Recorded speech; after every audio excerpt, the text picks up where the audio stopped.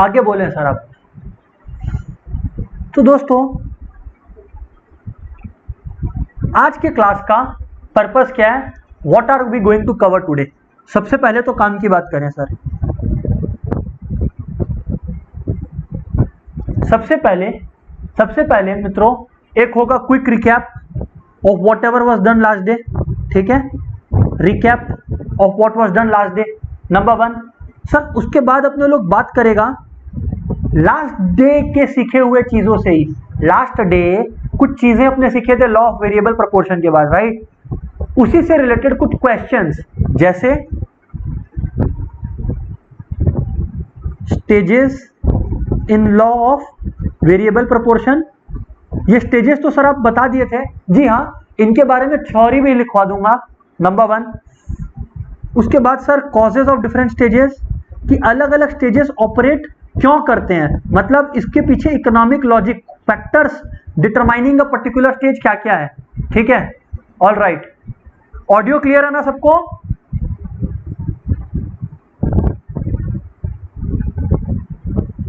एक बार आप लोग कंफर्म कर दें, ऑडियो क्लियर है ना?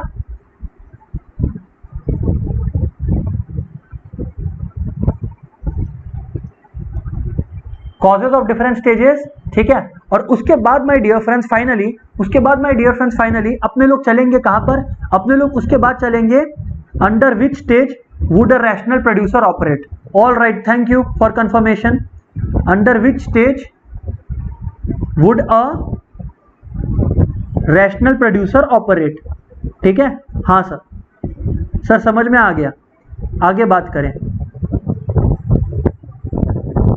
ये टॉपिक्स है sir to be cover today. All right, okay Naved, amazing, चलिए सही है। Thanks for the confirmation everyone कि ऑडियो क्लियर है। ओके सर, बातचीत शुरू करिए आप। ओके, सबसे पहले मैंने आपको क्या बताया था दोस्तों, अगर अपने चले लास्ट डे की शीट पर, तो मैंने आप लोगों को क्या बताया था लास्ट डे दोस्तों? मैंने आपको बताया था कि प्रोडक्शन में इकोनॉमिक्स बोलता है कि प्रोडक्शन का गोल होना चाहिए टू मैक्सिमाइज आउटपुट, मतलब मैक्सिमम आउटपुट प्रोड्यूस करें, नंबर 1। एंड नंबर 2, कब? यूजिंग मिनिमम इनपुट, बेस्ट से बेस्ट इन टेक्नोलॉजी, या जो भी टेक्नोलॉजी अपने को दिया हुआ है वो टेक्नोलॉजी चेंज नहीं हो रहा, state of technology assume to be constant. जब एक इकोनॉमी में टेक्नोलॉजी कांस्टेंट है, मतलब एक ही टेक्नोलॉजी सभी को यूज कर रहे हैं, उस सिनेरियो में, सुने ध्यान से, उस सिनेरियो में मैक्सिमम आउटपुट जो गिवन इनपुट से आप प्रोड्यूस कर सकते हो, that is production, right. Production को अपने दो पार्ट्स में बांटे थे, आप लोग को याद होगा, एक वाज शॉर्ट रन और एक टाइम पीरियड था लॉन्ग रन। दोस्तों शॉर्ट रन में अपने बात किए थे कि कुछ फैक्टर्स फिक्स्ड है और कुछ फैक्टर्स वेरिएबल है। फिक्स्ड है मतलब जैसे मशीन, राइट, जिसका नंबर अपने इंक्रीज नहीं कर सकते in that given short period, और उसी शॉर्ट पीरियड में कुछ फैक्टर्स वेरिएबल है, जैसे लेबर या रॉ मटेरियल्स, जिसको यू कैन इंक्रीज। बराबर, हाँ सर बराबर। और एक टाइम पीरियड को अपने रेफर किए थे which was long run. Long run में sir all the factors are variable. I say again, long run में ऑल द फैक्टर्स आर, जी हाँ बिल्कुल, वेरिएबल। सर बात आपका समझ में आ गया, ऑल राइट, अमेजिंग। आगे बात करें सर आप। अब दोस्तों बात करते हैं आगे। उसके बाद हम आपको बताया कि अगर शॉर्ट रन के बारे में बात कर रहे हैं तो शॉर्ट रन में जो प्रोडक्शन का लॉ ऑपरेट करता है that is law of variable proportion, and long run में अगर अपने बात करें तो ऑपरेट करता है law of returns to scale. बराबर, हाँ सर बराबर। लॉ ऑफ वेरिएबल प्रोपोर्शन में अपने क्या सीखे थे इवेंचुअली, ये लॉ बोलता क्या है? ये लॉ ये बोलता है कि जो टोटल प्रोडक्ट जो है, जब आप प्रोडक्शन शुरू करोगे, है ना, जब नया मशीन है या फ्रेश मशीन है और आप उस पर लेबर को यूज कर रहे हो टू प्रोड्यूस अ प्रोडक्ट, तो इनिशियली बहुत जोश में प्रोडक्शन इंक्रीज होगा। जोश का मतलब 100 से 220, 360, जोश देखो, 100 से 220 मतलब 120 यूनिट से प्रोडक्शन इंक्रीज हुआ, 220 से 360 मतलब प्रोडक्शन कितना से इंक्रीज हुआ? 140 से, मतलब जोश में प्रोडक्शन इंक्रीज हो रहा है। इसको बोलते हैं increasing at an increasing rate. थोड़े टाइम बाद प्रोडक्शन इंक्रीज तो करता है but at a diminishing rate, increase करता है बट हौले हौले करता है, जोश में नहीं करता है, हौले हौले करता है। ठीक है, हाँ सर ये बात आप बताए थे।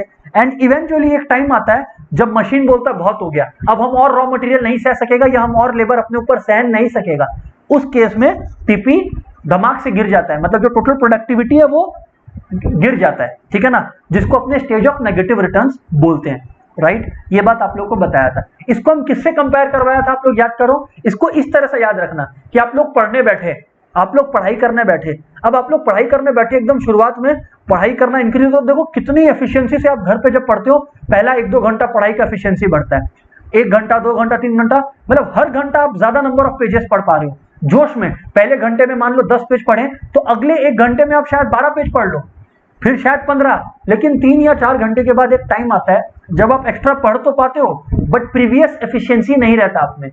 अब शायद जैसे 3 या 4 घंटे हो गए, अब आप जैसे हर घंटे में कितना पढ़ रहे हो, let's say 10 page, 8 page, 6 page, ऐसे करके कुछ, अभी भी आप पढ़ पा रहे हो। ऐसा नहीं है कि अभी आप पॉजिटिव नहीं पढ़ रहे, अभी भी नंबर ऑफ पेजेस जो आप पढ़ रहे हो वो ऐड होते चला जा रहा है। बट अब मान लो 8-10 घंटा हो गया, अब वो टाइम आ गया कि अब आप और कुछ पढ़े, तो आपका दिमाग अब उस स्टेटस में चला गया कि जो आप पहले का पढ़ रखे हैं वो भी भूल जाएंगे। प्रैक्टिकल बात है। हाँ सर, ये 3 स्टेजेस हैं, increasing, diminishing and eventually negative, ठीक है। इसका डायग्राम आप लोगों को दिखाया गया था, जी हाँ, ओके सर। तो ये था बेसिक चीज। लास्ट डे से माय डियर फ्रेंड्स, अगर आप लोगों को कुछ पूछना है तो आप पूछें, और नहीं तो फिर अपने लोग लास्ट डे का नॉलेज को ही कैरी फॉरवर्ड करते हैं। कम ऑन, पूछ लीजिए अगर कोई डाउट है तो। सर रिकैप तो हो गया मेरे साइड से। If you guys have anything to add और ask, please do that my dear friends, फटाफट एकदम।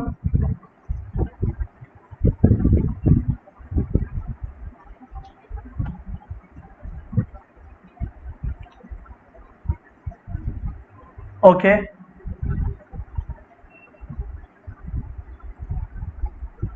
ठीक है, तो सर अब बात को सुने आगे। सर अब आप बात को सुने आगे, ठीक है ना। अब हम लोग पढ़ेंगे, अब हम लोग क्या पढ़ेंगे, अब हम लोग पढ़ने वाले हैं about the different stages law of variable proportion में। अपने लोग पढ़ने वाले हैं अबाउट डिफरेंट स्टेजेस, कि कोई स्टेज कहां पर ऑपरेट करता है या कब शुरू होता है और कब खत्म होता है, ठीक है। हाँ सर ठीक है, स्टार्ट करें आप। सबसे पहले है दोस्तों स्टेज ऑफ इंक्रीजिंग रिटर्न्स। अगर हम आप लोगों को यहां पर दिखाएं तो आप लोग देखें कि स्टेज ऑफ इंक्रीजिंग रिटर्न्स शुरू कहां से होता है। सीधी सी बात है, आप लोग बोलोगे कि सर सीधी सी बात है कि स्टेज ऑफ इंक्रीजिंग रिटर्न्स तो एकदम शुरुआत से ही स्टार्ट होता है, obviously that is the first stage. और वो चलता कहां तक है, दैट इज इंपॉर्टेंट। सर जब तक, सुनो, जब तक एपी मैक्सिमम नहीं होता तब तक वो चलता है। देख लो आप लोग, हाँ सर देख पा रहे हैं। तो ये हो गया अपने लोग का स्टेज 1 के बारे में, कि स्टेज ऑफ इंक्रीजिंग रिटर्न्स, है ना। हाँ sir, stage of increasing returns, stage of increasing returns. तो सर इसमें अपने लोग क्या नोटिस किए, इट स्टार्ट्स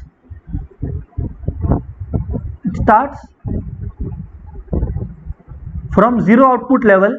जब आउटपुट कुछ नहीं रहता तब से वो स्टार्ट करता है, and continues till AP reaches its maximum, till AP reaches its maximum, जब तक एपी अपना मैक्सिमम अचीव नहीं कर लेता। सुन लो, बार बार बोल रहा है, जब तक एपी अपना मैक्सिमम अचीव नहीं कर लेता। और आप लोग एक और चीज नोटिस करोगे, सर वो क्या, अगर आप लोग ध्यान से एक चीज नोटिस करो तो एपी तो अपना मैक्सिमम यहां पर अचीव कर रहा है, ये जो ब्लैक डॉट से इंडिकेटेड है। लेकिन जब तक एपी अपना मैक्सिमम अचीव किया तब तक क्या हुआ, आप लोग नोटिस किए। सर क्या हुआ, तब तक आप लोग देखो एमपी अपना मैक्सिमम अचीव कर लिया था पॉइंट ऑफ इन्फ्लेक्शन पे, और फिर गिरना भी स्टार्ट कर चुका है। मतलब स्टेज 1 में ही एमपी अपना मैक्सिमम अचीव करके गिरना भी स्टार्ट कर चुका है। तो देखो ये इतना इजी है, जो डायग्राम में देख रहा है बस वो लिखना। फिर अपने बोलते हैं सर थ्योरी टफ है, बिल्कुल नहीं है ना। In this stage at the point of inflection. Sir वो पॉइंट ऑफ इन्फ्लेक्शन क्या होता है, एक बार याद दिलाओगे प्लीज। हम बोला हाँ याद दिलाता है। पॉइंट ऑफ इन्फ्लेक्शन वो स्टेज ऑफ ट्रांजिशन है, पॉइंट ऑफ इन्फ्लेक्शन वो स्टेज ऑफ ट्रांजिशन है जहां पर जो टोटल प्रोडक्टिविटी है, जो गुड्स का जो टोटल प्रोडक्शन है, वो increasing at an increasing rate से increasing at a diminishing rate में चेंज हो जाता है। इंक्रीज हो रहा है, सुनो, increasing at an increasing rate, increase अभी भी हो रहा है बट अब इंक्रीज हो रहा है एट अ डिमिनिशिंग रेट, ठीक है ना। जैसे यहां पर आप लोग देखें, जैसे आप लोग यहां पर अगर देखेंगे तो वो अपना इंक्रीजिंग एट इंक्रीजिंग रेट, ये है point of inflection by the way. हाँ यहां पर मैं आई लिख देता हूं या पीओआई लिख देता हूं, है ना, पॉइंट ऑफ इन्फ्लेक्शन। देखो यहां पर पहले increase at an increasing rate, फिर उसके बाद increasing at a decreasing rate, correct? हाँ sir.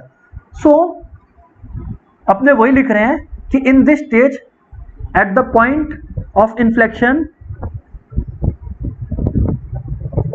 MP reaches its maximum, MP reaches its maximum and then starts falling, and then starts falling. Correct बोला? हाँ सर आप करेक्ट बोले, हाँ sir आप करेक्ट बोले। तो ये अब स्टेज 1 के बारे में, अल्टीमेटली तो अपने को स्टेज 1 के बारे में लिखना था। हाँ सर स्टेज 1 के बारे में लिखना था, तो ये है स्टेज 1 के बारे में। और बताइए सर, और बताइए सर आप। ठीक है सर, ये तो हो गया इसके बारे में। ऑल राइट दोस्तों, मूविंग ऑन, अब अपने बात करते हैं। अच्छा एक और चीज, जब भी किसी स्टेज के बारे में लिखो ना, जब भी किसी स्टेज के बारे में लिखो, मान लो इंक्रीजिंग रिटर्न्स के बारे में लिख रहा है, तो सबका हालचाल का खबर दो। सबका हालचाल का खबर दो का मतलब, सर सबका हालचाल का खबर दो का मतलब ये है, सबका हालचाल का खबर दो का मतलब ये है कि एमपी का क्या हो रहा है उस समय, एपी का क्या हो रहा है वो तो आप लिख दिए। चेक करो, स्टेज ऑफ इंक्रीजिंग रिटर्न्स में AP, stage of returns increasing returns जब तक एंड होता है तब तक एपी अपना मैक्सिमम अचीव कर लेता, हम लिखा। हाँ सर लिखा। दूसरा बात, हम एमपी का भी हालत बताया कि एमपी भी अपना मैक्सिमम अचीव करके गिरने लग जाता है, देखो लिखा। लेकिन सर आप किसका मिस कर दिए? टीपी का। जी हाँ, अपने को भी लिखना है टीपी का। तो टीपी में क्या हुआ? टीपी में क्या हुआ? TP increases eight increasing rate, at increasing rate and eventually starts increasing at a diminishing rate. yes or no? हाँ सर, हाँ सर बिल्कुल अग्री करता है, सर बिल्कुल अग्री करता है। ये हो गया अपने लोग का इंक्रीजिंग रिटर्न्स। तो ये देखो लॉजिक समझ में आया? लॉजिक ये है कि टीपी, एमपी और एपी अपने को तीनों का हालचाल बताना है। फिर से बोल रहा है, टीपी, एमपी, एपी अपने को तीनों का हालचाल बताना है। बात सिंपल में ये है। All right sir, okay moving on.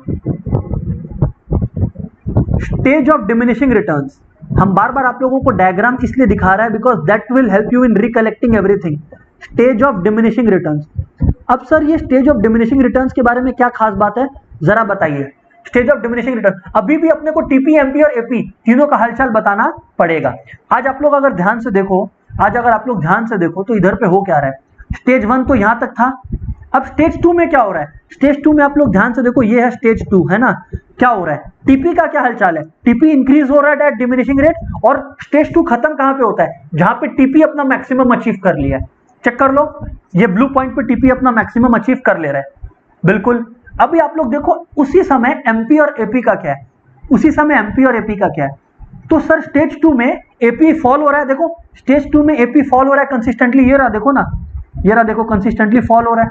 हाँ सर स्टेज 2 में एपी कंसिस्टेंटली फॉल हो रहा है, ये एक बात। और स्टेज 2 में ही, स्टेज 2 के एंड तक एमपी जो है, एमपी, एपी तो फॉल हो रहा है और एमपी जो है वो जाकर 0 को टच कर चुका है। स्टेज 2 में एमपी जो है वो जाकर 0 को टच कर चुका है, ध्यान से देखें स्टेज 2 में। हाँ सर देख पा रहा है, हाँ सर देख पा रहा है। ऑल राइट, तो इसी चीज को अपने लिखता है, टीपी, एमपी और एपी का हालचाल देख लिए। टीपी का क्या हुआ? इंक्रीज हो रहा है डिमिनिशिंग रेट और अपना मैक्सिमम अचीव कर रहा है। एपी गिरते जा रहा है बट डज नॉट बिकम 0, और MP by the end of this stage 2 में गिर रहा है but by the end of this stage 2 वो 0 हो गया। क्या हो गया? 0 हो गया। Perfect sir. 0 कैसे पता चला आपको? क्योंकि वो देखो ना, ये एक्स एक्सिस को टच कर दिया। सर बिल्कुल ठीक बोले। ऑल राइट देन स्टार्ट करते हैं sir. Stage of diminishing returns. Sir stage of diminishing returns में क्या होता है? Here TP increases eight diminishing rate,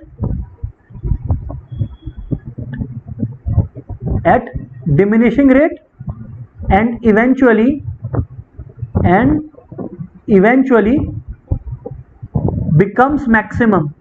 eventually becomes maximum, ठीक है। वहीं पर हम आप लोग को ये बता देता है, MP falls and by the end of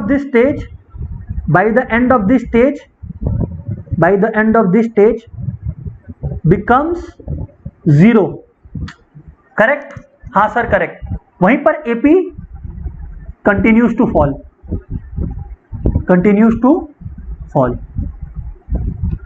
but does not become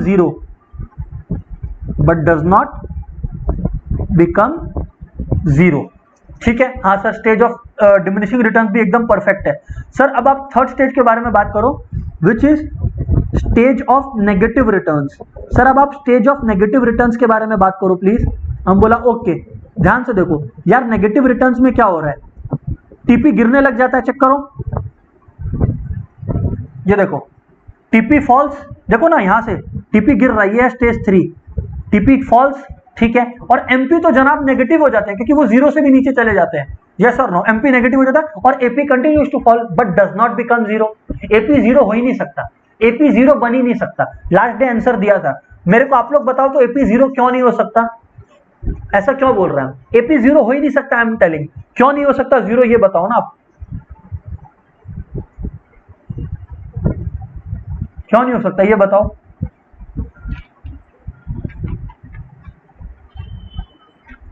फटाफट सबका रिस्पॉन्स आना चाहिए.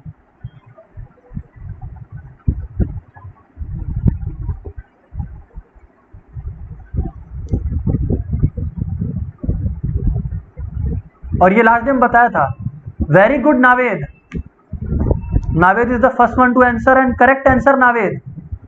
What about other mates? Come on.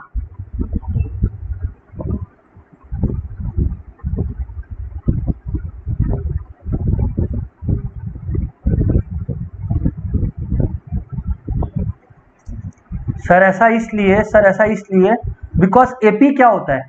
AP क्या होता है? टोटल प्रोडक्ट बाय लेबर या यूनिट्स ऑफ लेबर. करेक्ट.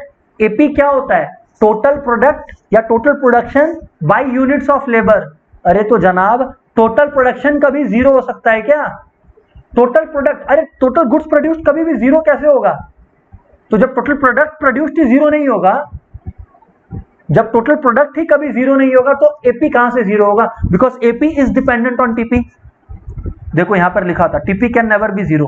हम समझाता है, देखो पहले लिख देता स्टेज ऑफ नेगेटिव रिटर्न्स के बारे में, फिर आप लोग को समझाता है फिर से. देखो stage of negative returns. Sir इस स्टेज में क्या होता है?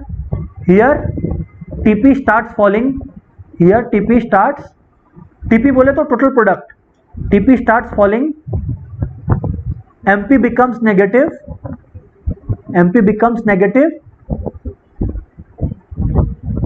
AP continues to fall, AP continues to fall,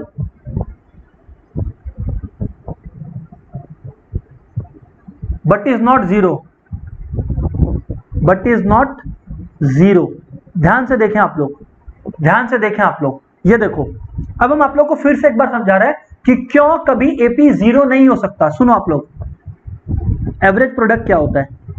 total product by units of labour. बराबर? हाँ सर बराबर. तो यार एक सिंपल सा लॉजिक है, अगर एपी को 0 होना है, इसका न्यूमरेटर टीपी को 0 होना होगा. टीपी यानी कि टोटल प्रोडक्शन कभी भी 0 कैसे होगा? टोटल प्रोडक्शन कभी भी 0 कैसे होगा? सर अब आप लोग बोलोगे सर फर्स्ट स्टेज में जब कुछ नहीं हो रहा तब. अरे तब, लेकिन अब तो तुम स्टार्ट कर चुका है, अब तुम टोटल प्रोडक्शन थोड़ी 0 कर पाएगा. नहीं सर, क्योंकि कुछ ना कुछ तो तुम प्रोड्यूस कर चुका है. हाँ सर बात तो सही है. तो इसीलिए if total production can not be 0, how can AP be 0? समझ आया? हाँ सर बात आपका समझ में आ गया है. All right. सबको क्लियर है क्या? तीनों स्टेजेस के बारे में सबको क्लियर है क्या? अगर हाँ तो प्लीज लिखो यस सर, जिससे हम आगे बढ़े. Please don't be inactive in the class. Come on, फटाफट रिस्पॉन्ड करें सब. कोई डाउट है तो वो पूछें.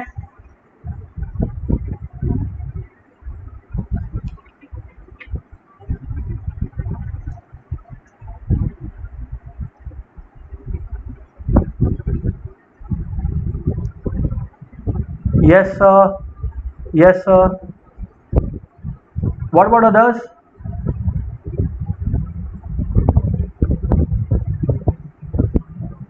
Okay, okay.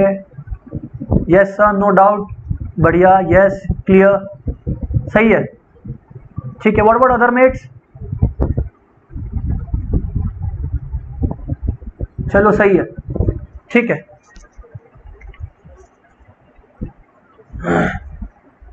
हम बात को आगे लेके चलता है, सुनो आगे।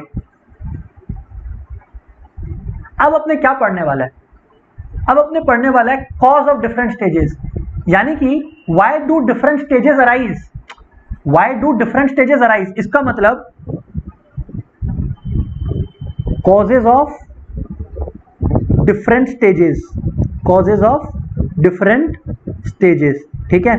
हाँ सर ठीक है सर, बात करिए सर, बात करिए। बहुत ही लॉजिकल और सिंपल सा चीज है, प्लीज सुनिएगा। सबसे पहले अपने को किसके बारे में पढ़ना है दोस्त? सबसे पहले अपने को पढ़ना है causes of increasing returns, correct? हाँ sir, causes of increasing returns. ध्यान से सुने, इंक्रीजिंग रिटर्न्स मतलब जब टीपी जोश में बढ़ता है, हौले हौले नहीं, जोश में बढ़ता है टीपी, ठीक है ना, उसका कॉजेज अपने को पढ़ना है। यार कम ऑन, एवरीबॉडी नोज कि सर ऐसा इसलिए होता है बिकॉज जो ऑप्टिमम कॉम्बिनेशन है अभी आप उसको अचीव कर रहे हो, फिक्स फैक्टर को बेटर यूटिलाइज कर रहे हो। सर नहीं समझ में आया, हम बोला ठीक है। आप लोग मान लीजिए कि एक फैक्ट्री है, ठीक है ना, एक फैक्ट्री है। उस फैक्ट्री में दोस्त एक मशीन है, ये देखिए ये मशीन है ना, ये मशीन है। और ये जो मशीन है ना, इसका जो पोटेंशियल है वो ये है कि इस मशीन में 5 लेबरर्स अगर काम करें, अगर 5 लेबरर्स काम करें तो ये अपना मैक्सिमम आउटपुट देगा, ठीक है ना, इस मशीन पर। Good sir, good. मतलब बेसिकली रेशियो क्या है? 1:5, 1 मशीन 5 लेबरर्स। परफेक्ट? हाँ सर परफेक्ट। अब आप सुने, जब आप शुरुआत में क्या करते हो, आप शुरुआत में 1 लेबरर लगाते हो, 2 लेबरर लगाते हो, तो जैसे जैसे आप और लेबरर लगा रहे हो वैसे वैसे मशीन बेटर यूटिलाइज हो रहा है, हाँ सर। और वैसे अगर मशीन बेटर यूटिलाइज हो रहा है तो वो जोश में, यानी कि इंक्रीजिंग रेट में प्रोडक्शन दे रहा है, यानी कि वो इंक्रीजिंग रेट में गुड्स को प्रोड्यूस कर रहा है, हाँ या ना? हाँ सर। तो अपने लोग का सबसे पहला जो रीजन अपने लोग लिखेंगे वो है better utilisation of fix factor. What? Better और fuller utilisation of fix factor. All right sir, ध्यान से देखें आप लोग।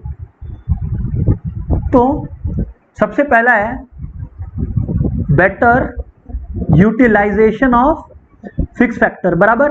हाँ सर बराबर। ध्यान से सुने आप लोग, of fixed factors better utilise होता है। और इसमें सर लिखे क्या? एक्सप्लेनेशन भी तो लिखना है। अरे सिंपल यार, सिंपल इंग्लिश में लिखना है अपने को कि as we apply more and more labour the fix factor is better utilised, the fix factor is better utilised. बस खत्म। इसमें बहुत लंबा पैराग्राफ नहीं लिखना है, 2-3 लाइन इज इनफ, ठीक है। और part B, division of labour. आज होता क्या है ना सर, कोई भी प्रोडक्ट बनाने के लिए ना मल्टीपल प्रोसेसेस है। हो सकता है एक ही मशीन पर मल्टीपल काम करना हो। अब अगर एक ही लेबर है या बहुत कम लेबर है तो एक ही पर्टिकुलर लेबर को बहुत सारी रिस्पॉन्सिबिलिटीज लेनी पड़ेंगी। सर आप बिल्कुल सही कहते हो सर, बहुत सारी रिस्पॉन्सिबिलिटीज लेनी पड़ेंगी तो हर लेबर का एफिशिएंसी कम होगा, तो प्रोडक्टिविटी जो होगा वो लो होगा, करेक्ट। लेकिन अगर आप काम को डिवाइड कर दें, जैसे एक सिंपल सा हम आपको एक एग्जांपल लेता है, मान लें आप कि एक क्लॉथ इंडस्ट्री में हो, आप टेक्सटाइल इंडस्ट्री में हो आप, तो अब अगर आप एक ही इंसान से, सुनो, अगर आप एक ही इंसान से कपड़ा काटने का भी काम करवाओ, कपड़ा सिलने का भी काम करवाओ, मतलब स्विंग, और उसके बाद उसको डाई करवाने का काम भी आप उसी से करवाओ, सो नेचुरली उस इंसान का एफिशिएंसी गिरेगा और आपका प्रोडक्शन अफेक्ट होगा।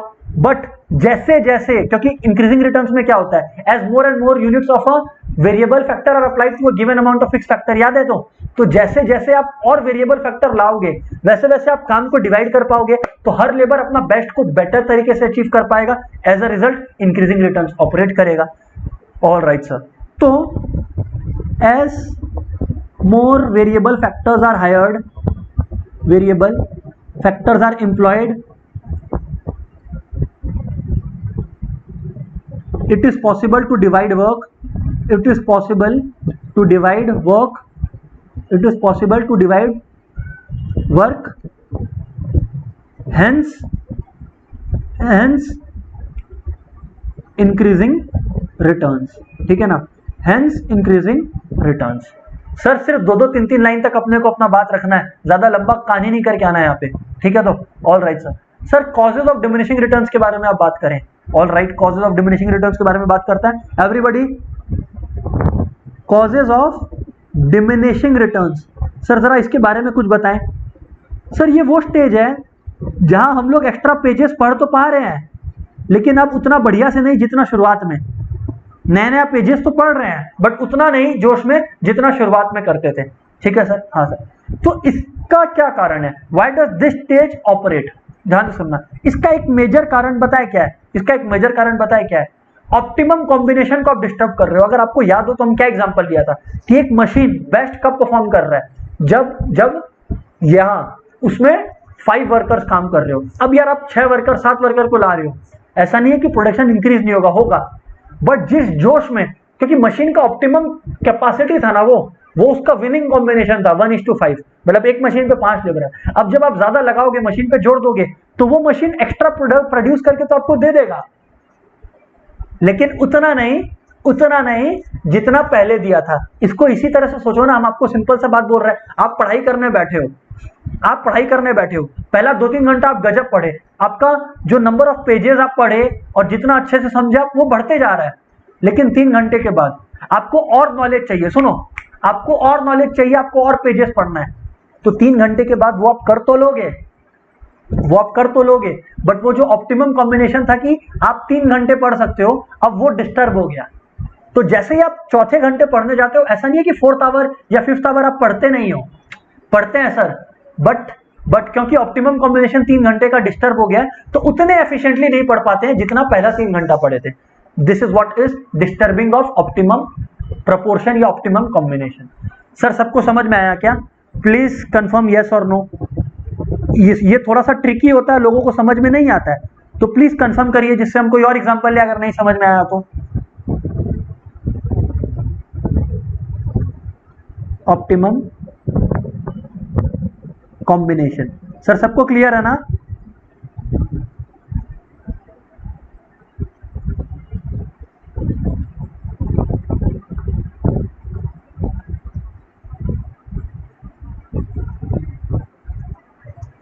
All right, yes sir, understood, ठीक है, क्लियर है, ऑल राइट,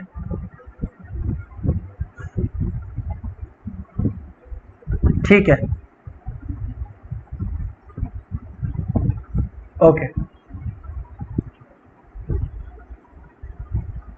ऑल राइट, ठीक है sir, please explain once more, ठीक है।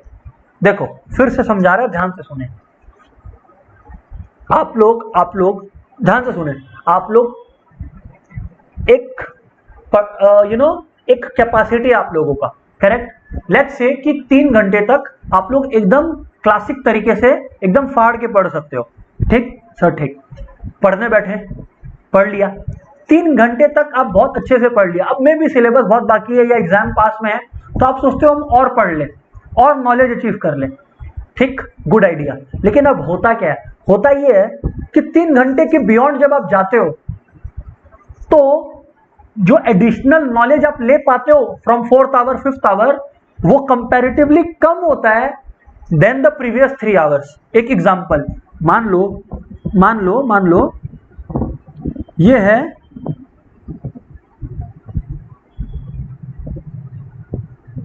ये है मिस्टर चमन, ठीक है, ये है मिस्टर चमन का बोर्ड एग्जाम्स पास में आ रहा है, ठीक है। तो मिस्टर चमन को टेंशन है। अब इसका जो पोटेंशियल है वो है कि ये 3 आवर्स तक मस्त पढ़ सकता है, ठीक है, 3 घंटे तक ये मस्त पढ़ सकता है। अभी हुआ क्या सुनो आप लोग। अब ये था थोड़ा सा नालायक, ठीक है, ये क्लास का रिकॉर्डिंग्स नहीं देखता था, ठीक है ना, ये क्लास का रिकॉर्डिंग्स नहीं देखता था, ठीक है ना, क्लास में बार बार बीच बीच में मिनिमाइज करके इंस्टाग्राम, ट्विटर और क्या क्या करने लगता था, ठीक है। इस वजह से इसका सिलेबस बहुत पेंडिंग था।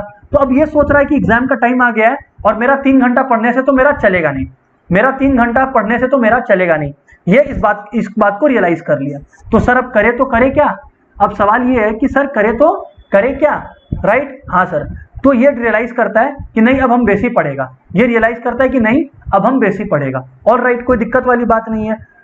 ये पढ़ते जाता है, लेकिन अब 3 घंटे तक तो ये अपना बेस्ट दे दिया, लेकिन beyond the third hour, I say again beyond the third hour, जब ये 4th आवर में एंटर किया, मान लो पहला 3 घंटा में कुछ ऐसा पढ़ा, फर्स्ट आवर में ये लेट से 15 पेज पढ़ लिया, सेकेंड आवर में लेट से ये 20 पेज पढ़ लिया, थर्ड आवर में ये लेट से 25 पेज पढ़ लिया। लेकिन क्योंकि अब ये अपना बेस्ट को अचीव कर चुका ऑलरेडी, अब मान लो जब ये 4th आवर में एंटर किया, मतलब डिमिनिशिंग वाला स्टेज में, तभी एक्स्ट्रा पढ़ तो पाया, लेकिन ये कितना एक्स्ट्रा पढ़ पाया? तब लेट से ये जो एक्स्ट्रा पढ़ पाया वो क्या था? लेट से एक्स्ट्रा 5 पेजेस या 6 पेजेस। तो देखो ऐसा नहीं है कि पॉजिटिव रिटर्न्स नहीं है, पॉजिटिव है क्योंकि और 5 पेज पढ़ लिया, लेकिन पॉइंट ये है कि पहला 3 आवर्स के कंपैरिजन में तो कम हुआ ना एफिशिएंसी। जी हाँ sir, this my dear friends, I say again, this my dear friends is what diminishing returns is. Sir बात क्लियर है? तो प्लीज कंफर्म करें एवरीबॉडी, फटाफट कंफर्म करें, जिससे हम लिखे इसका थ्योरी और आगे बढ़े। कुछ लोग कर चुके थे पहले ही, some of you asked me to explain it once more। अभी क्लियर है क्या?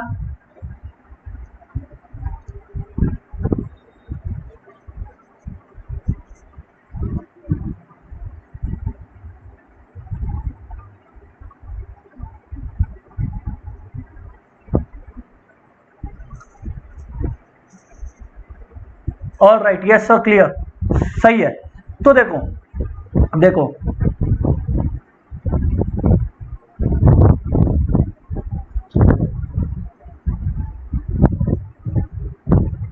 सुनो अभी,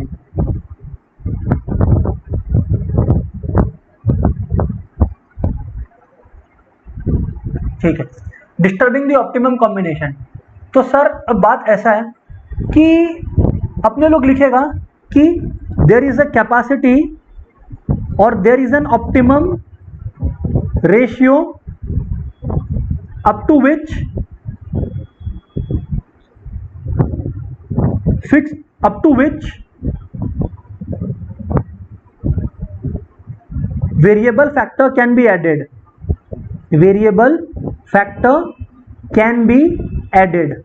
उसके बाद सर ये रुक जाता है। when ये जो ऑप्टिमम कॉम्बिनेशन है ये डिस्टर्ब होता है, then diminishing returns sets in, मतलब फिर डिमिनिशिंग रिटर्न्स शुरू हो जाता है दोस्तों, ठीक है? हाँ सर, बात तो बिल्कुल आपका करेक्ट है। आगे बात करें आप सर। माय डियर फ्रेंड्स, बात नंबर 2, प्लीज ध्यान से सुनिएगा। हाँ सर, बात नंबर 2 डिमिनिशिंग रिटर्न्स का है इम्परफेक्ट सब्स्टिट्यूटेबिलिटी।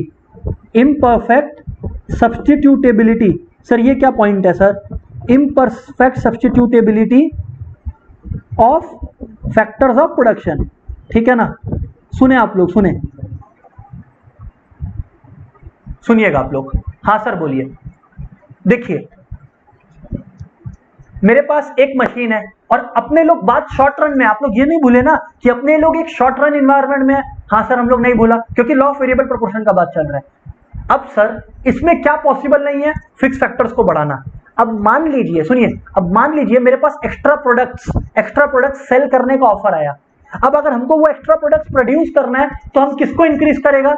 वेरिएबल फैक्टर को, करेक्ट? हाँ सर, हम सोच रहा है कि यार देखो हम मिस किसको कर रहा है? हम मिस तो कर रहा है अपना फिक्स फैक्टर को, कि काश और मशीन होता तो प्रोडक्शन बहुत जोरों शोरों से होता और जो नया ऑर्डर आया उसको भी पूरा कर देते। लेकिन नया मशीन तो शॉर्ट रन में आ नहीं सकता, फिक्स्ड है। इस एज अ रिजल्ट हम लोग क्या करता है? हम लोग वेरिएबल फैक्टर को इंक्रीज करता है, ठीक है? लेकिन एक बात बताए ना आप लोग, एक लिमिट ही तो है, सुनो, एक लिमिट ही तो है जब तक आप वेरिएबल फैक्टर्स को एक्स्ट्रा इंक्रीज कर सकते हो। बियॉन्ड दैट तो सर प्रोडक्शन इंक्रीज नहीं हो सकता, जो आपको आउटपुट है वो नहीं मिल सकता। समझ रहे हो नहीं समझ रहे हो? हाँ सर, आपका बात समझ रहा है। इस चीज को समझाने के लिए हम एक एग्जांपल लेना चाहेगा, ठीक है? ठीक है, मेरे पास एक मशीन है, ठीक है ना? मेरे पास एक मशीन है राइट। मान लीजिए मेरे पास एक ऑफर आया, ठीक है, वो ऑफर आया कि भाई आपको एक पंडाल, ठीक है ना, पूजा का टाइम है, एक पंडाल बनाना है, ठीक है ना। हम बोला ओके। अब मेरे को नॉर्मली लगता है 10 डेज, ठीक है, एक एग्जांपल ले रहा है। यहाँ पे प्रोडक्शन को पंडाल बनाना समझो, प्रोडक्शन को मतलब पंडाल बनाना, ठीक है ना। मेरे को नॉर्मली लगता है 10 डेज, बढ़िया। सामने वाला मेरे को बोलता है कि भाई इसको 5 दिन में करना है अपने को। हम बोला ठीक है। अभी आप लोग सुने, मेरे को 5 डेज में करना है। तो अब एक बात समझें, आप लोग एक बात को एकदम क्लियरली समझे। नॉर्मली जब हम 10 दिन में ये पंडाल बनाता था, तो जो वेरिएबल फैक्टर है, यानी कि लेबर हम जो हायर करता था, वो था 100 लेबरर्स। एक एग्जांपल ले रहा है, ठीक है ना। 100 लेबरर्स थे जो इसको बनाने में मेरी मदद करते थे। अब सामने वाली पार्टी ने कहा कि भाई 5 दिन में बनाना है। हमने कहा ठीक है भाई, सुनिएगा बात को। अब हमने 5 दिन में बनाने के लिए क्या किया, लेबर को बढ़ा दिया। लेट से 300 लेबरर्स को इंप्लॉय कर लिया, ठीक है, एक एग्जांपल ले रहे हैं, ठीक है, ऑल राइट। लेकिन एक बार आप लोग सोच के देखें, अब वो सामने वाला मेरे को बोलता है, सुनो, हम आपको खाली ये समझाने का कोशिश कर रहा है कि इम्परफेक्ट सब्स्टिट्यूशन क्या होता है। मेरा ऑब्जेक्टिव आपको सिर्फ ये समझाना है कि इम्परफेक्ट सब्स्टिट्यूशन क्या होता है, ठीक है। अब वो सामने वाला मेरे को बोलता है कि सुन, एक काम कर, मेरे को ना ये पंडाल 1 घंटा में बना के दे, 1 घंटा में बना के दे। अब आप लोग मेरे को एक बात बताओ, या चल 1 घंटा में नहीं, तेरे को जितना लेबरर्स लगाना है लगा। वो मेरे को बोलता है तेरे को जितना लेबरर्स लगाना है लगा, मेरे को पंडाल 1 सेकंड में बना के दे। समझो आप लोग बात को। अगर परफेक्ट सब्स्टिट्यूशन दुनिया में होता, तब तो हम बोलता ठीक है, हम 10 लाख लेबरर्स को बुला लेता है और 10 लाख लेबरर्स आ गए और पंडाल 1 सेकंड में बन गया। बट आप लोग मेरे को सबको लिख कर बताओ यहां पर कि लॉजिकली हम एक पंडाल को बनाने के लिए, चाहे छोटा हो चाहे बड़ा, 10 लाख लेबर एक साथ खड़ा कर दो तो क्या पंडाल 1 सेकंड में बन जाएगा क्या? सब कोई बोलो ना यस और नो। लॉजिकली ये पॉसिबल है क्या? बोलो ना यस और नो, फटाफट बोलो।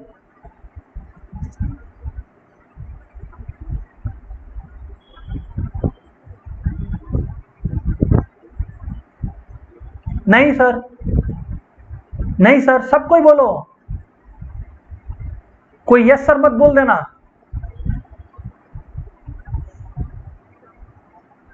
हाँ चलो सही है, ऑलमोस्ट सभी नो सर बोल रहा है। कुछ लोग हैं जो कुछ ही नहीं बोल रहा है, बट बाकी सब नो बोला। हाँ sir, thank you thank you thank you. तो इसको बोलते हैं इम्परफेक्ट सब्स्टिट्यूशन, कि भाई तेरे को प्रोडक्शन करना है, गुड। तुम फिक्स फैक्टर नहीं बढ़ा सकता, गुड। तुम प्रोडक्शन बढ़ाने के लिए वेरिएबल फैक्टर को बढ़ाएगा, वेरी गुड। लेकिन तुम कितना ही कोशिश कर ले, एक पॉइंट पर आके तुम नहीं इंक्रीज कर सकेगा प्रोडक्शन को, चाहे तुम कितना ही वेरिएबल फैक्टर ऐड कर ले, ठीक है ना? हाँ सर। तो that's what I am trying to say, that's what I am trying to say imperfect substitution. कि अपने कोशिश क्या करते हैं, अपने कोशिश ये करते हैं कि चल कोई बात नहीं, फिक्स फैक्टर को नहीं बढ़ाया जा सकता तो फिक्स फैक्टर की जगह वेरिएबल फैक्टर को यूज कर लेंगे, वेरिएबल फैक्टर को बढ़ा लेंगे। बट एक हद तक ही वेरिएबल फैक्टर फिक्स फैक्टर की जगह रिप्लेस हो सकता है, बियॉन्ड दैट नहीं हो सकता। इसीलिए डिमिनिशिंग रिटर्न्स ऑपरेट करने लगता है उसके बियॉन्ड। ओके, तो देखिए वही हम लिख रहा है, there is a limit up to which variable factor can replace fixed factor। एक लिमिट है कि हम लोग को जो फिक्स फैक्टर का कमी खिल रहा है, फिक्स फैक्टर का जो कमी खिल रहा है, एक लिमिट है, उसी लिमिट तक ही वो फिक्स फैक्टर को वेरिएबल फैक्टर सब्स्टिट्यूट कर सकता है, बियॉन्ड दैट नहीं कर सकता। समझ आ रहा है? हाँ सर समझ में आया। There is a limit up to which variable factor can replace fixed factor. Beyond that, substitution not possible. समझ आया? इसीलिए वो डिमिनिशिंग रिटर्न्स ऑपरेट करने लगता है। सर बात आपका समझ में आ गया? तो ये 2 पॉइंट है बस डिमिनिशिंग का। And finally sir causes of negative returns। वैसे हम आप लोग को एक फन फैक्ट बताएं, बोलो सर। आप लोग एक चीज रियलाइज किए, आप लोग बचपन में सबको रेशियो प्रोपोर्शन का सम्स किए हो, डायरेक्ट एंड इनवर्स वेरिएशन का सम किए हो। हाँ sir, direct and inverse variation में याद है मैन एंड वर्क का क्वेश्चन होता था कि एक काम को 10 दिन में करने के लिए 5 आदमी चाहिए, तो उसी काम को अगर 5 दिन में करना है तो कितना आदमी, आप लोग बोलते थे 10 मैन, जितना ज्यादा आदमी उतना कम समय, करेक्ट। लेकिन देखिए मैथ्स भी यहां पर हार गया, मैथ्स भी यहां पर इलॉजिकल हो गया। क्यों?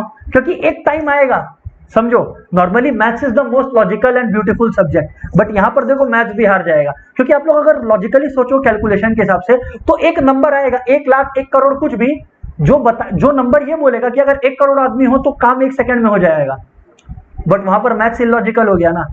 ये जस्ट ऐसे ही फन फैक्ट बताया फॉर ऑब्जर्वेशनल पर्पस, ठीक है ना। ओके, तो कॉजेज ऑफ नेगेटिव रिटर्न्स, ठीक है। सबसे पहला कॉज ऑफ नेगेटिव रिटर्न्स है, सबसे पहला कॉज ऑफ नेगेटिव रिटर्न है my dear friends overcrowding. क्या? Over crowding.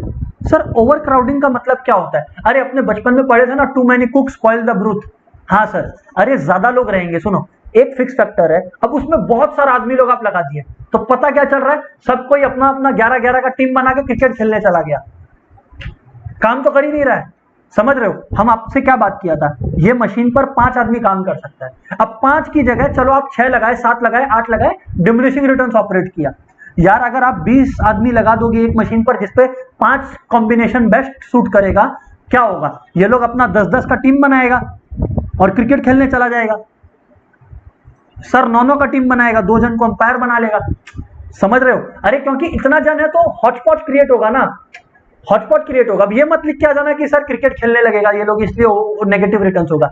समझाने का कोशिश ये कर रहा है कि workers will distract each other, will be a barrier to each other जब बहुत ज्यादा लोग हो जाएंगे। This is what I am trying to say. समझ आया? तो हाँ सर बात समझ में आया, सर बात समझ में आया। ऑल राइट, सो यही है overcrowding. My dear friends, overcrowding में हम आप लोग को क्या बताया कि when a large number of variable inputs are brought in, when a large number of variable inputs are brought in,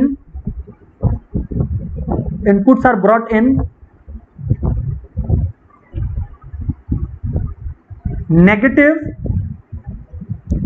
returns set in as each worker is going to disturb the other, as each worker is going to disturb the other। तो पहले जो काम करता था वो लोग भी अब काम नहीं करेगा, as each worker is going to disturb the other। समझ आया आप लोग को? हाँ सर आया।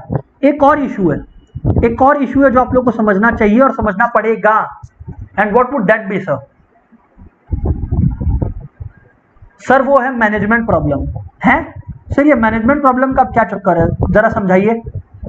देखो आज वर्कर्स लोग को, लेबरर्स लोग को कौन कंट्रोल करता है? सर एक मैनेजर। एक टाइम पीरियड आएगा, सुनो एक टाइम पीरियड आएगा। अब जैसे मान लो एक मैनेजर को आदत है कि अपने अंदर 5 वर्कर्स को या 10 वर्कर्स को मैनेज करने का। अब अगर उसके अंदर 22 वर्कर्स हो गया तो उसका मैनेजमेंट एफिशिएंसी भी खत्म हो जाएगा। एक तो लेबरर्स लोग खुद को डिस्टर्ब कर रहा है और उसके ऊपर 4 चांद क्या लगाएगा, मैनेजमेंट खुद भी डिस्ट्रैक्टेड हो गया क्योंकि वो इतना जन को मैनेज संभाल नहीं पा रहा है। तो management efficiency also falls, management efficiency also false,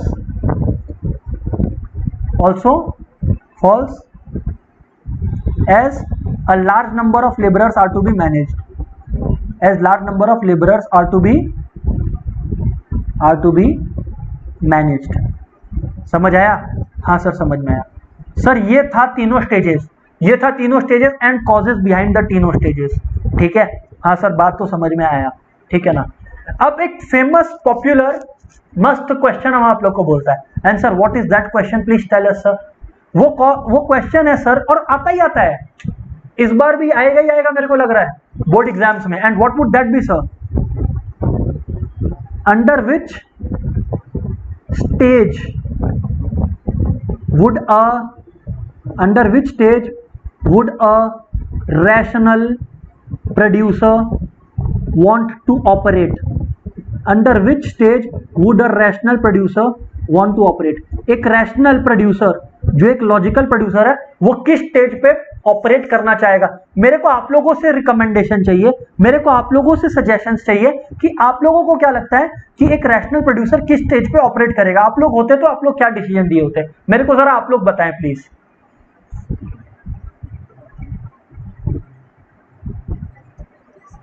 come on.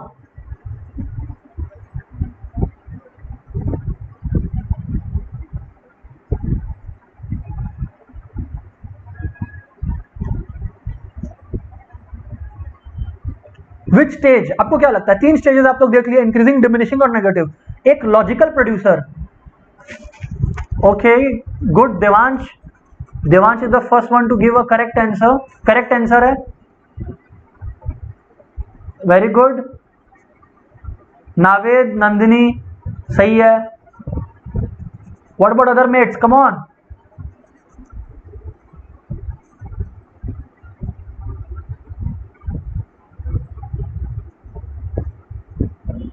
सही है सर।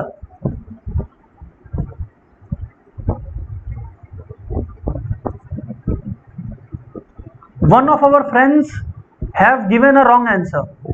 ध्यान से सुनना, आंसर होगा स्टेज 2, आंसर होगा स्टेज 2। सुनिएगा क्यों। इस आंसर को लिखना भी एक आर्ट है, आर्ट, ठीक है। तो इस आंसर को लिखना भी एक आर्ट है, तो समझिएगा, लिखिएगा। आप लोग लिखना, we will use the process of elimination. क्या अपने लोग यूज करेगा? Process of elimination to arrive at this stage, to arrive at the answer, to arrive at the answer. ऐसा लिखना पड़ेगा क्या सर? हाँ सर, लिखना पड़ेगा। प्रोसेस ऑफ एलिमिनेशन का मतलब, प्रोसेस ऑफ एलिमिनेशन का मतलब कि, ध्यान से सुनिएगा, आंसर स्टेज 2 है माय डियर फ्रेंड्स। सुनिए माय डियर फ्रेंड्स, ध्यान से सुनिएगा। पहले प्रोसेस ऑफ एलिमिनेशन का मतलब क्या होता है? प्रोसेस ऑफ एलिमिनेशन का मतलब होता है कि कोई स्टेज अच्छा है हम लोग वो प्रूव नहीं करेगा। सुनो, कोई स्टेज अच्छा है हम लोग वो प्रूव नहीं करेगा, बाकी दोनों स्टेज नालायक है हम लोग ये प्रूव करेगा। समझ आया कि नहीं आया? हाँ सर समझ में आया, समझ में आया। एक स्टेज अच्छा है इसलिए we are not taking it up, बाकी दोनों बहुत खराब है इसलिए अपने लोग एक किसी और स्टेज को चूज कर रहे हैं। अभी आप लोगों को समझ में आएगा। देखो क्या, सबसे पहले आप लोग तो, सबसे घटिया स्टेज कौन सा है जो किसी के सपना में भी नहीं आएगा? सर वो नेगेटिव रिटर्न्स वाला स्टेज है। तो under no circumstance would a producer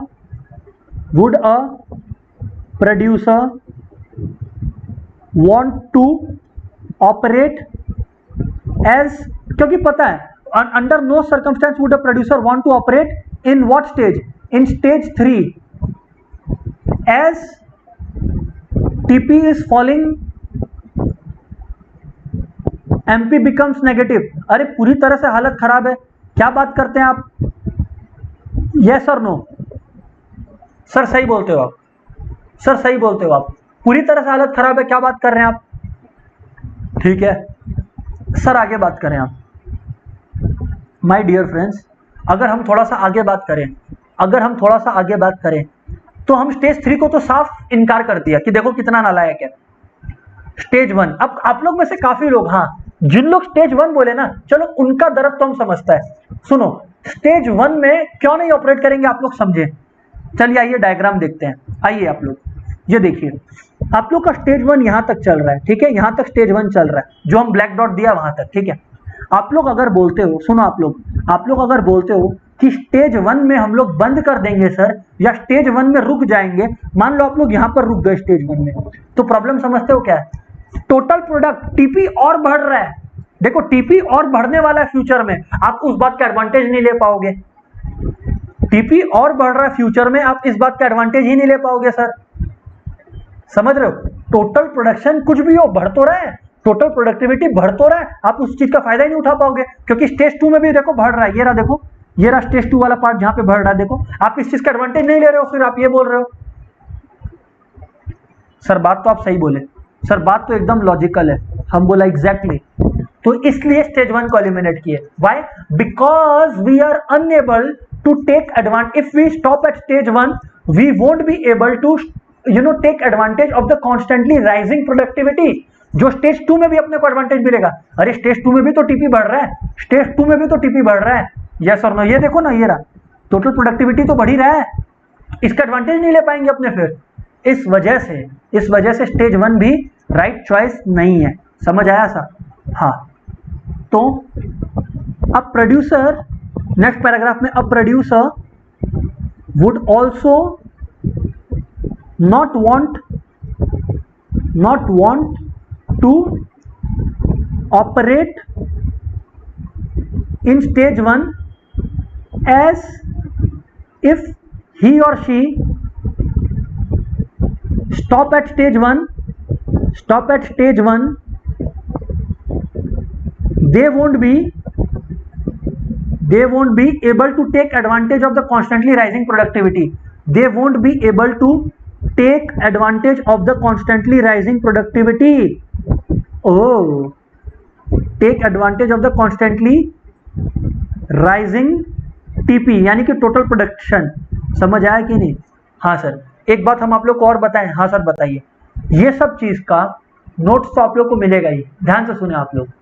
अगर हम चाहे तो हम इसको लिखना अवॉइड कर सकता है, बट लिखने का पर्पस मेरा ये है दिखाना आप लोग को कि इकोनॉमिक्स में आंसर लिखते कैसे हैं, ठीक है ना। आप लोग में से काफी लोग सोचेंगे कि सर लिखा लिखाया क्यों नहीं दे देते, वो तो दे देगा, बट इंपॉर्टेंट चीज ये है कि आप लोग को समझ में आए कि सोचते कैसे हैं।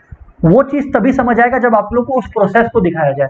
That's why I am writing it, ठीक है। तो हाँ sir, stage 1 they won't be able to take advantage of the constantly rising TP, hence stage 2 is where a rational producer would want to operate.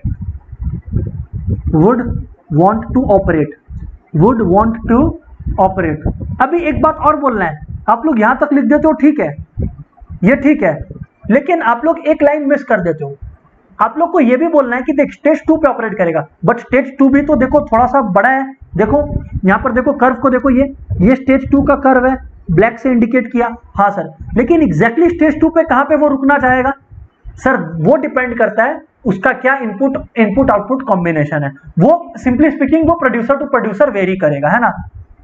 Where exactly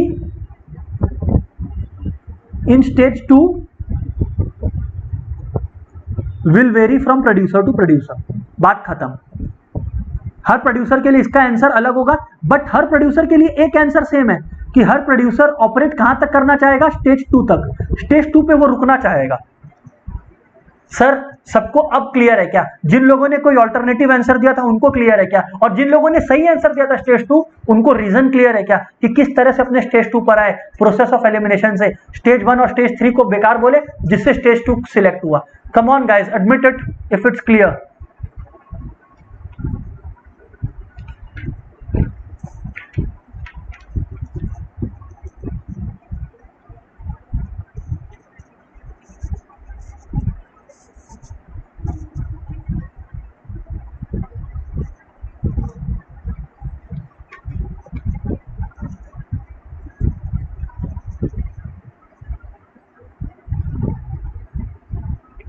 फटाफट respond करें।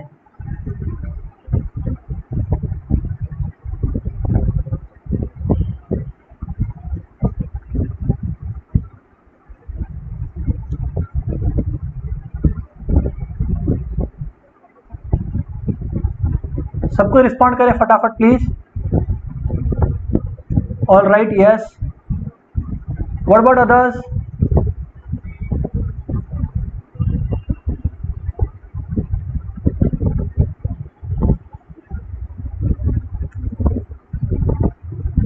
All right sir, एक और बात है जो आप लोग को बताना है, ठीक है सर। एक बात और है जो आप लोग को बताना है, प्लीज ध्यान से सुने। हाँ सर बोलिए, सुन रहे हैं। एक टॉपिक और आता है एग्जाम में, क्वेश्चन, प्लीज ध्यान से सुने। हाँ सर बोलिए। वो क्या है?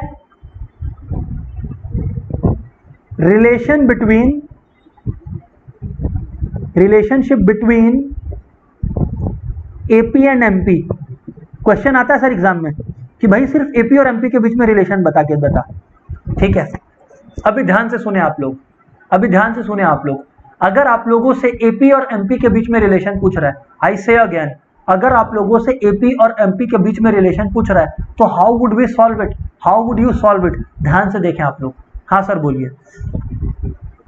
सबसे पहले तो आप लोग को एपी एमपी का ग्राफ बनाना पड़ेगा, ठीक है ना, लिखकर हम दिखा देगा, पहले आप लोग को एपी एमपी का ग्राफ बनाना होगा। सर आप बोल रहे हो सिर्फ एपी एमपी का, टीपी का नहीं? सर नहीं, अगर एपी एमपी के बीच का रिलेशन पूछा है तो आपको कोई जरूरत नहीं है वो सब चीज दिखाने का।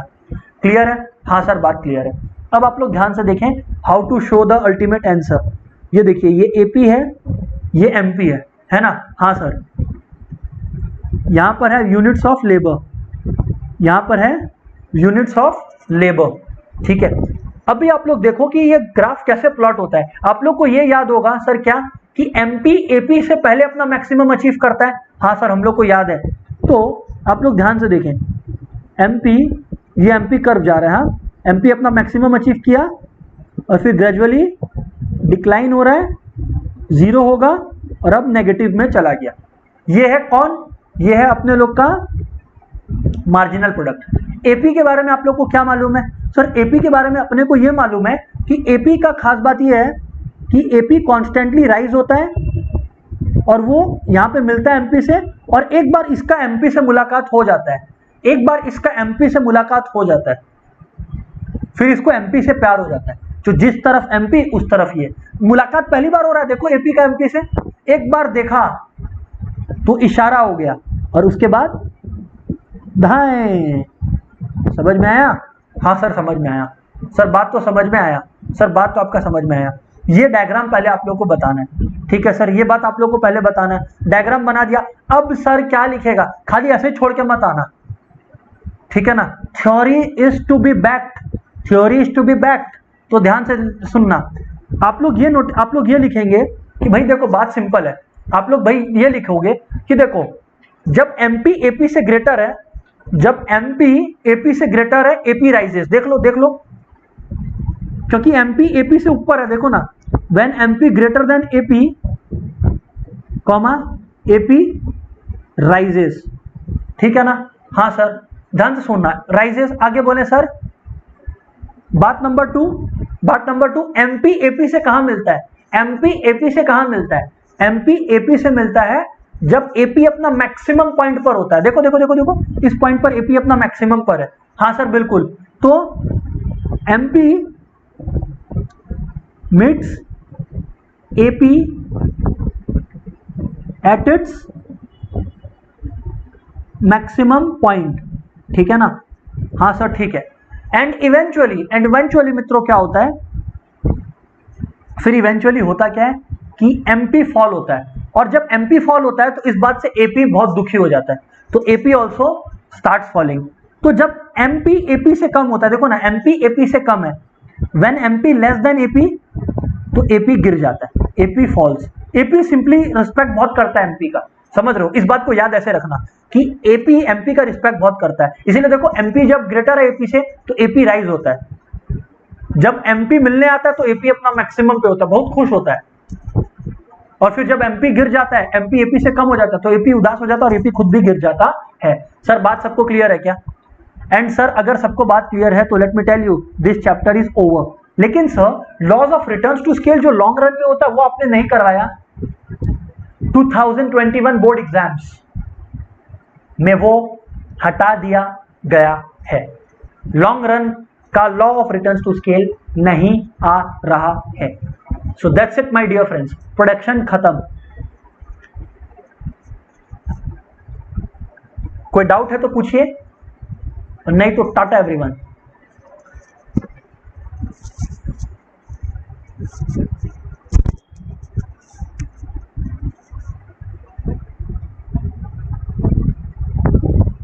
All right then,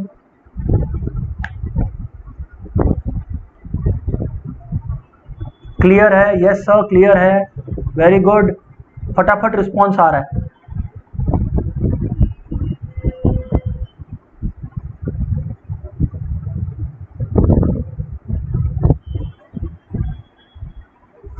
great.